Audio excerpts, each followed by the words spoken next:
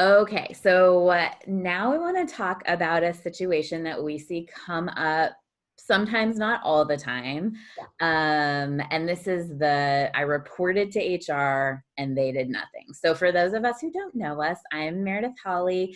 I'm a lawyer and life coach, and I founded Eris Conflict Resolution, where we help employees stop sexual harassment and toxic work environments without quitting their jobs.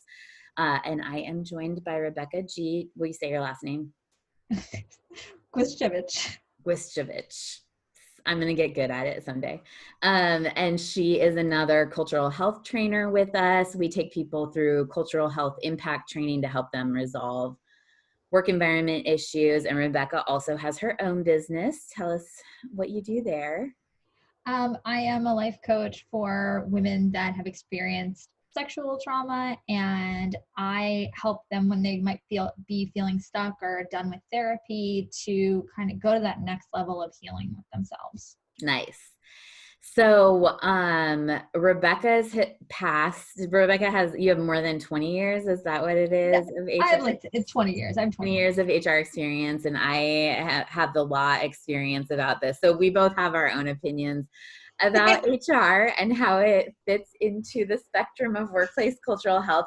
I mean, and I think that this is true of lawyers too, but I think one of the things I've seen with HR is that it really depends on the person, on the HR individual who's handling the situation and their ability to deal with conflict and to deal with difficult people as to how HR responds when somebody reports. So a lot of times people are really reluctant to report anything that happens in the workplace. And you said that when your experience was when people would come, like say what you were saying. When people come so like when people come to HR, most of the time they're at this absolute breaking point. Yeah. They don't want to solve the problem at like the first time it happens.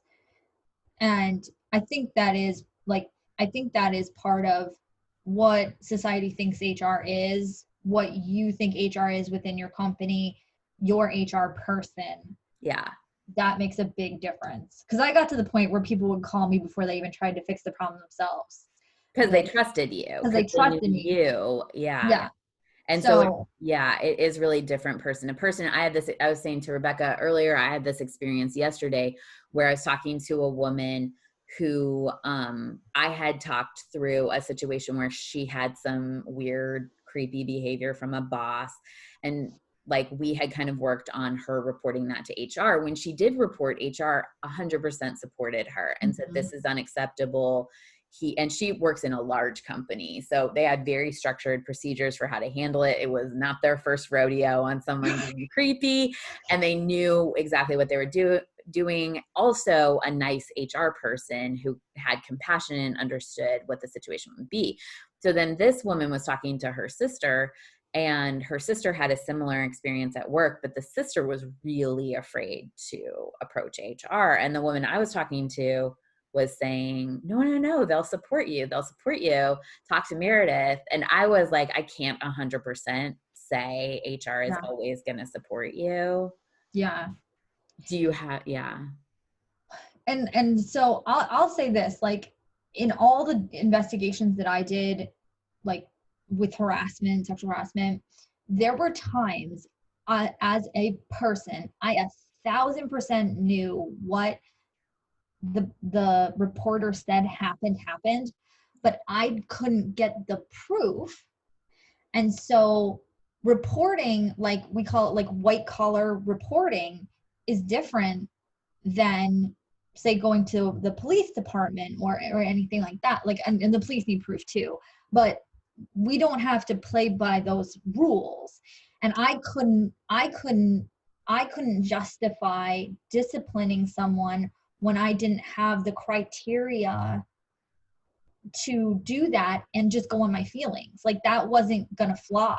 Which is different from company to company. Because when I'm working with business owners, a lot of time, like in a small business, I'll say just the rumor of some stuff is sufficient to fire somebody or to discipline them, right? Like so I used to work in retail, and you'd have these customers who were like the repeat customers. And if they were mad at an employee, that was enough to fire an employee, right? And it didn't matter true or reasonable or anything like that. It just was the rumor of the Mm-hmm. problem, Mm-hmm. because in most states, an employer can fire an employee for any reason. But then when you get into large government organizations, Yeah. large corporations, they have standards for when they do and when they don't, and if there's a union, there's different Yeah. standards.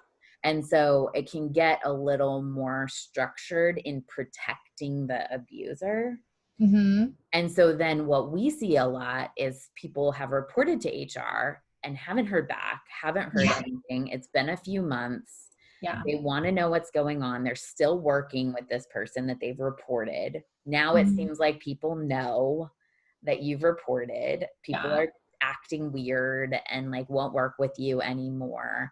And then like that leads a lot of people to just quit, unfortunately. I think like just quit their jobs, which then you're the person that gets punished for that. Yeah. Yeah.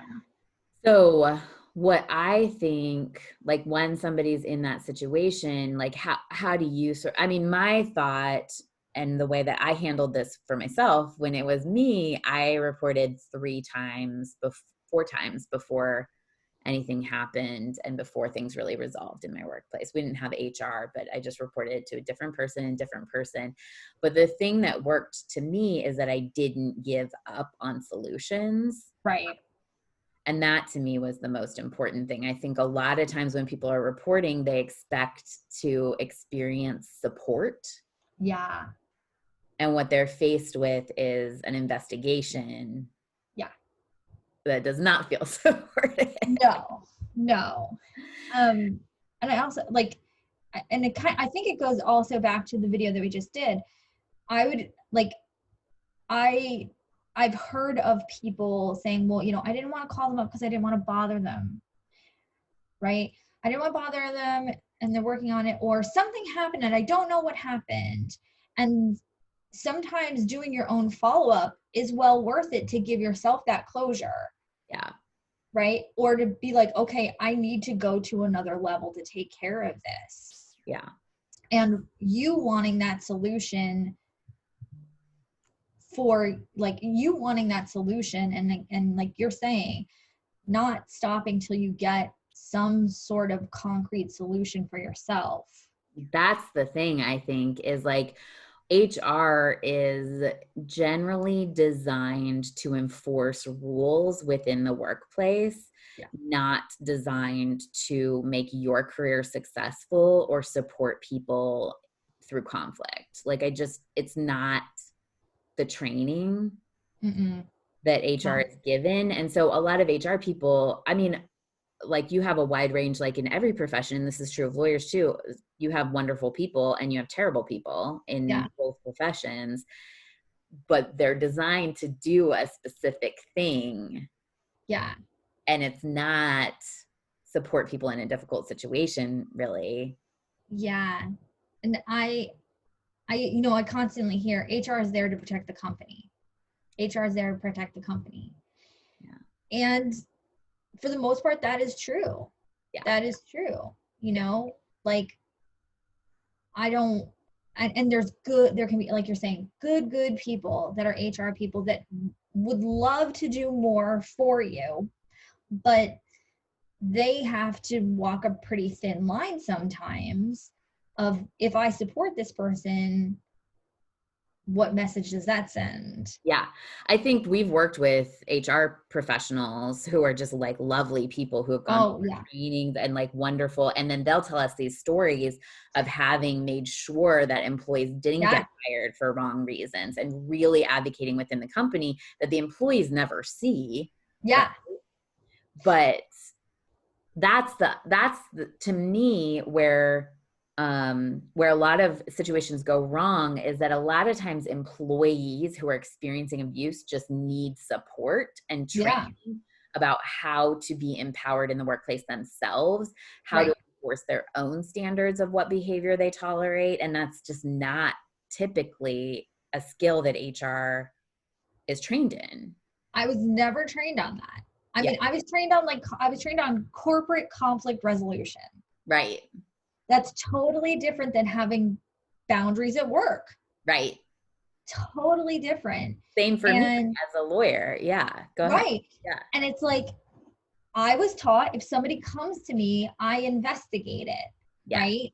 I investigate it. That's what I do. I don't give them any tools. I don't do any sort, like, there's no training, like you're saying.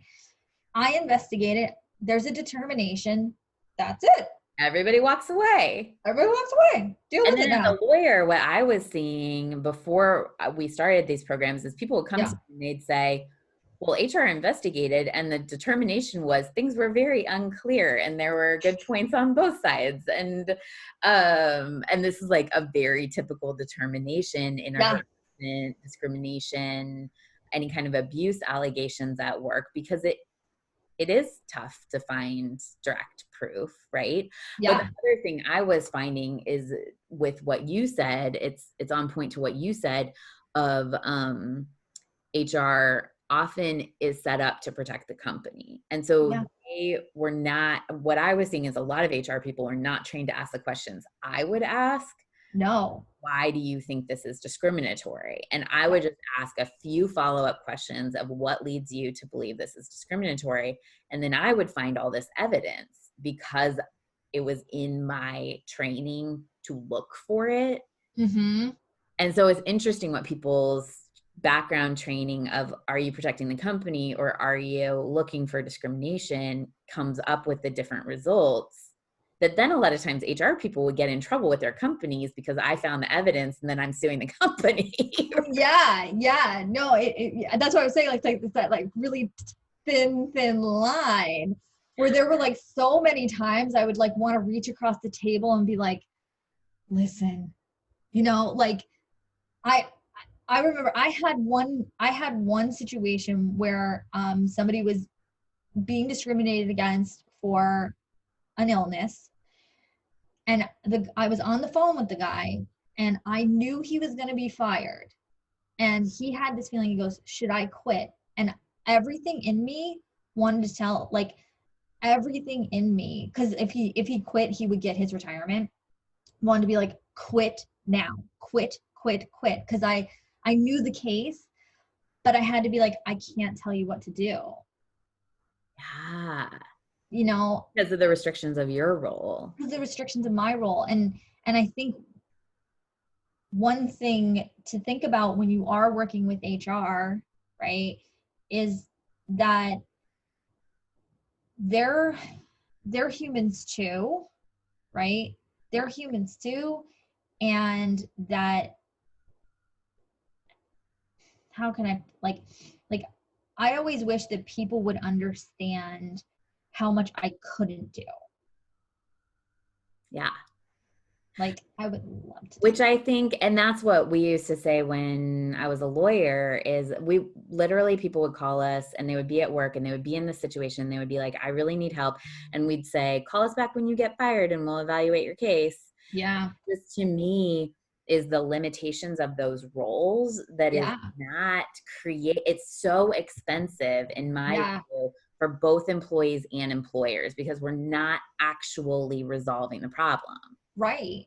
that we And could resolve. we could resolve it. It's so, and that's why I love when we have the clients that actually get to stay at their job Yeah. and make the environment better. And then move forward in this work that they love to do and focus on the Right. work. Yeah.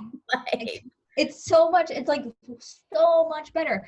Because as an HR person, I don't want to lose people. We don't want to lose valuable assets. We want well-functioning teams. And when somebody would quit and then I would get that survey afterwards and you find out what was going on, I was like, we could have done something. yeah. But they need the training, right? It's like, Yeah. they need that training. Yeah. So I think, I mean, we talked about this in the other video, but like when I think the earlier people identify a problem and actually get support, and that's what we offer, is that support for the employee to advocate for themselves effectively. The other thing that I see and that I like really tore me up when I was a lawyer and just like doing the call me when you get fired kind of law, is that when people report on their own, Yeah. it's not pretty. No. It's No. not, and HR is not looking for the discrimination. They're looking for everything that's not illegal. And, Mhm. or the majority. I don't want to diss on HR too much, Yeah. but a lot of HR is just trained to look for what's not illegal versus what is illegal. And I think when I over and over again, when I first started our firm, what I would see, people would come to me and they'd say, well, I think I can report to HR on my own. And I'd be like, go do it. Or even when I was a traditional, I'd be like, go report on your own. You Yeah. got this. And then they would show me what they said later. And I would be like, well, you don't have a legal claim because of this. And Yeah. you didn't protect your job. You Yeah. basically highlighted everything that is not a problem and blamed Yeah. yourself for everything else. Yes. And we don't hear it for ourselves. We have to have an outside person Yeah. look at what we're saying to say, did you mean to blame yourself for this other person's abuse? Because it makes no sense. But if you really think it's your fault, I guess they could fire you. Mm-hmm.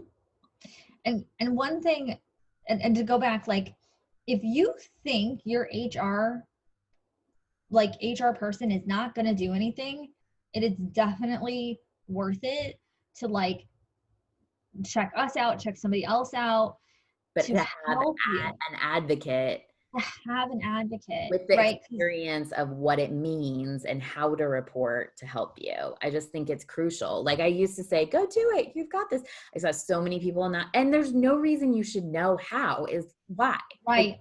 you shouldn't know how to do it. Yeah. You just This, weren't taught. yeah. No, nobody's Googling that at night when they get home. Like, No, and if you are Googling it, there's not that much. no, it's not good. Yeah.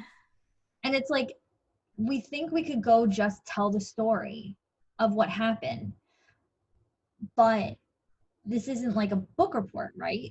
Yeah. This is just different. Yeah. And you want to help yourself get the best outcome Yes. And protect the work environment, and protect, right? right? Like doing this correctly helps so many other people. And it probably shouldn't be this hard, but unfortunately it is. And Yeah. I think that I mean the other thing I think though is we've had these clients say, you know, like especially women are taught, but this we see this with men too, but you're kind of taught, oh, go ahead and invest $10,000 on beauty products, but don't invest in your career. And with Right. men, it's like go ahead and invest in your golf swing, but Yeah. Yeah. not discrimination at work because that's embarrassing, right? Yeah. But like, it's like the thing that pays for the golf and the beauty is the Yeah. job. Right. Like the job is what pays for all of this. Like it's So, and it's not, I mean, what we see such a range of people from like lawyers and yeah. psychologists and to fast food workers and construction workers. Like, none of us were taught this stuff. So, there's No. no reason we would know how to do it. Yeah.